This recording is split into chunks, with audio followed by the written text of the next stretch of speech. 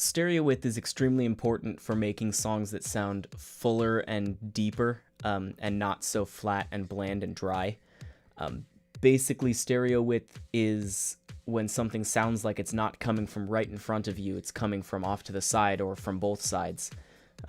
We listen to most of our audio in two channels. You have a left and a right channel because we have two ears, so it's easier for us to just input two signals of audio and our brain can make sense of that. Stereo width can be done in a few different ways. One is panning. So panning is just increasing the volume on one side, decreasing the volume on the other side, and it sounds like, oh, if something was louder in this ear and quieter in this ear, then it was closer to this ear, so it must be over here. Your brain can work that out. Another difference is timing. That's an important one. If I snap right in the center, that sound travels out from the snap and hits both of my ears at about the same time. If I snap off to my side, then that sound hits this ear just ever so slightly before hitting that ear, and your brain can recognize that difference and realize, oh, that sound must have come from that side because it hit that ear first. You can also do it with tonal differences, which we'll go into a little bit, where the sound is the same volume and the same timing in both ears, but it's got certain frequencies added or removed just for difference between the left and right ear. That can also make a sound very wide. It's important to note that panning is not the only way to create stereo width, and a lot of people, especially when they're just learning about it, try and create width with panning, and that works, but what you're doing is taking the audio out of one of the ears. And sometimes that's a desirable effect, but sometimes it's not what you want. So it's important to recognize the other types of stereo width and how to do them. So one of the most common ways to add width to a synth nowadays is called Unison. So here we have our good friend Serum, and you can do this in pretty much every popular synth. We have our wave here, and if we push a button, left and right, same volume level there. It's great, but it's not wide. So if we wanted to make this saw wide, what we can do is increase the unison. So what this is creating a left and a right version of the wave. So one is, two, there we go. One is pitched slightly above, and that's this guy on the right, and one is pitched slightly below the actual note that I'm playing. And when I play them both together, because they're at slightly different pitches, they interfere with each other and they create that sort of pulsing, bouncing effect, and I can spread them further apart from the note.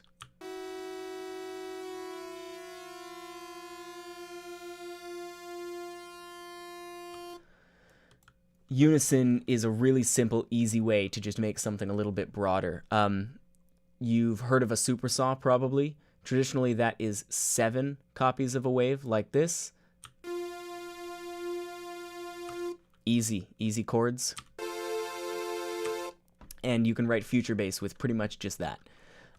Blend is important with Unison as well. It's just the amount of the note that's right in the center, the volume of that note that's actually on the pitch you're pushing versus the ones surrounding it. So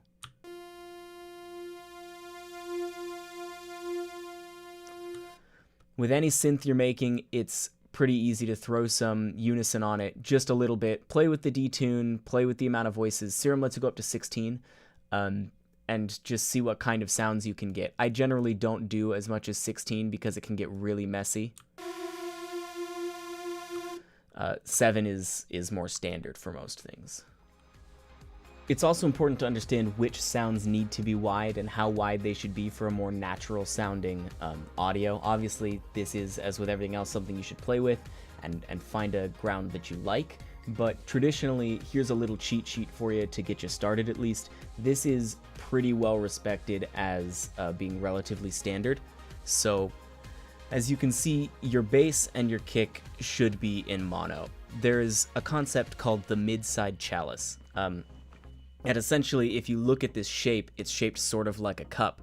You want that to be spread out, kind of, narrow at the bottom and then getting wider towards the top. You want that same concept with your width. So your kick and your bass should always be in mono, and I know that always is a hard word for music and art, you know, there's always a chance that that you wouldn't want to do this, but almost every single time you want your low end to be in mono for multiple reasons that I'll go over later on. Vocals you generally want to be centered as well, unless you're trying to give a really spacey wide atmosphere with them. And then the drums out to the side a little bit more. If you have, you know, more dubsteppy basses, you want the lower end of them to be in mono, and maybe the higher end to be spread out a little bit more. And you can split that with a frequency splitter and spread out the top and leave the low end more centered. But this is a little sort of cheat sheet based on frequencies as to just how wide you want your audio. One concept that's also important to understand is called crosstalk. So when audio plays out of two speakers, the audio from the left speaker that's just playing the left audio is still going to get to your right ear.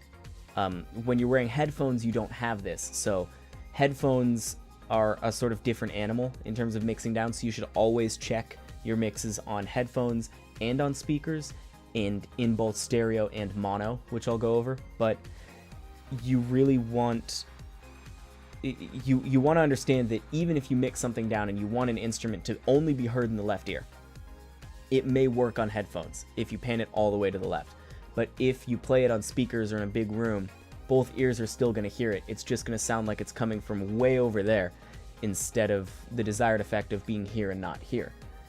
So you never want a 100% separated mixed down environment. You never want your left to go to your left ear and your right to go to your right ear for the whole time. It's great to work on your mix down in headphones, really get it dialed in, and oftentimes you can get a better mix in headphones if you have nice headphones than you can on a speaker, and you may like it more and it may be cleaner, but most people aren't going to be listening on high-end headphones. Most people may not even be listening on stereo systems, you know, Bluetooth speakers, sharing earbuds just out of their phones. That's a mono system, so they're not hearing any of that width, so you need to be checking with that and making sure your mix makes sense in that context.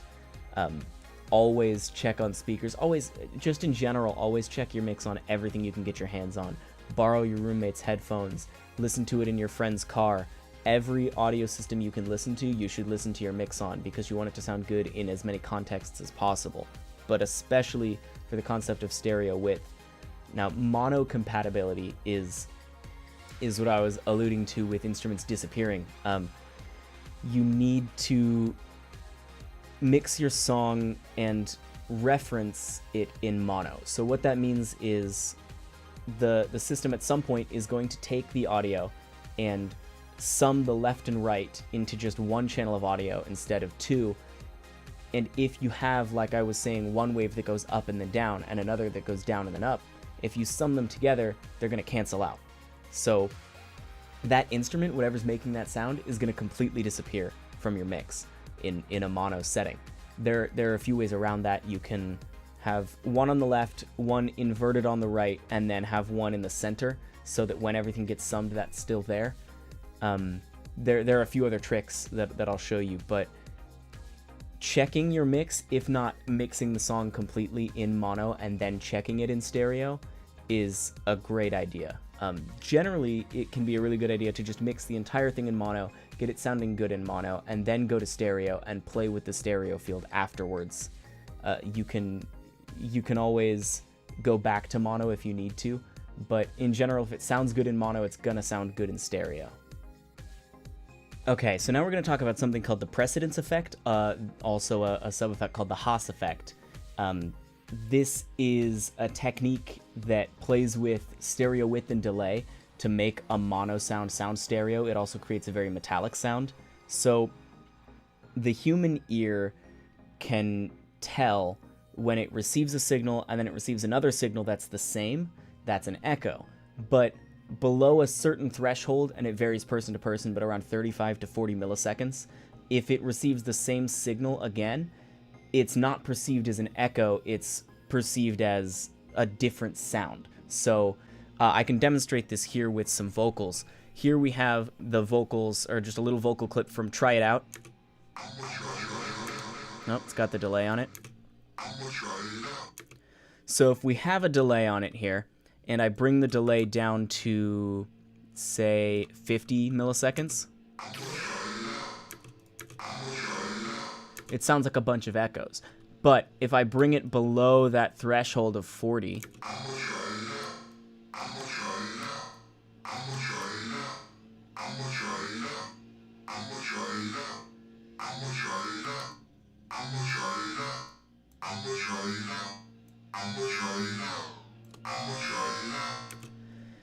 it makes not a delay, but a crazy echoey sound.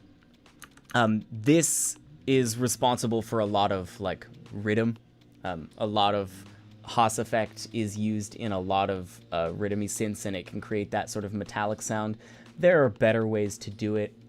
There are cleaner ways to do it, and this isn't necessarily the best way to create stereo width, but it can be used to create stereo width. So especially if you are playing with this and then, like I said, having a clean copy right in the center, that can be a really good way to create some dynamic width in your track.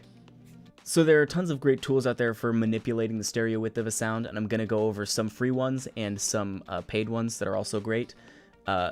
Delay, obviously, in any DAW, you can create that HAAS effect.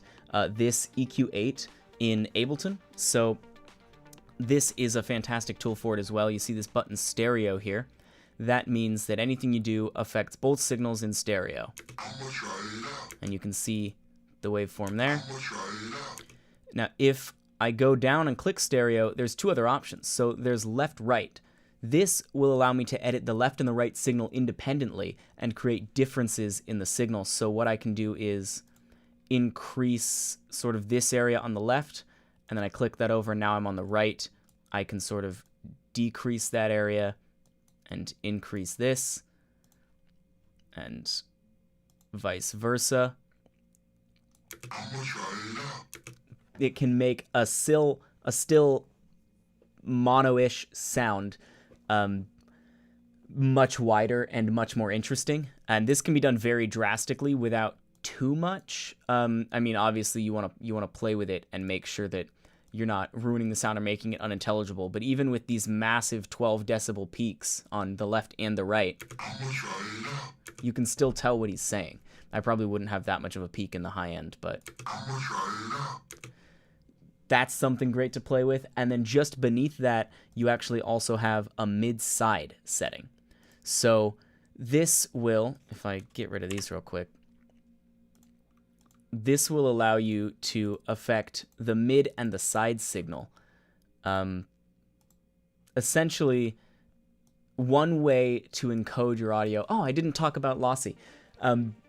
Mono compatibility is very important for a lot of the reasons I mentioned before with the audio, but also it's much easier to encode something if most of the information is mono and there's not too much going on in the stereo.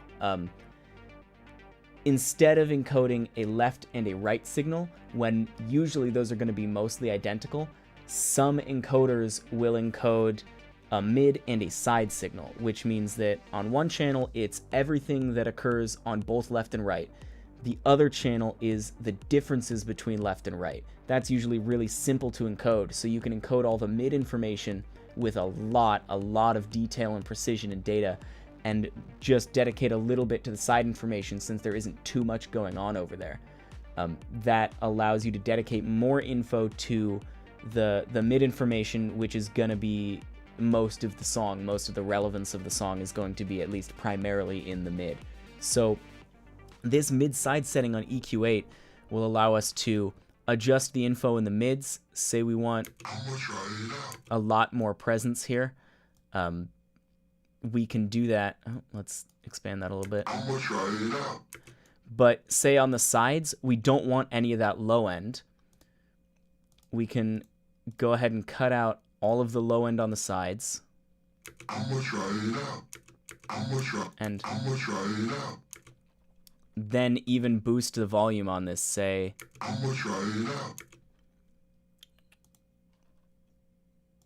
Like so.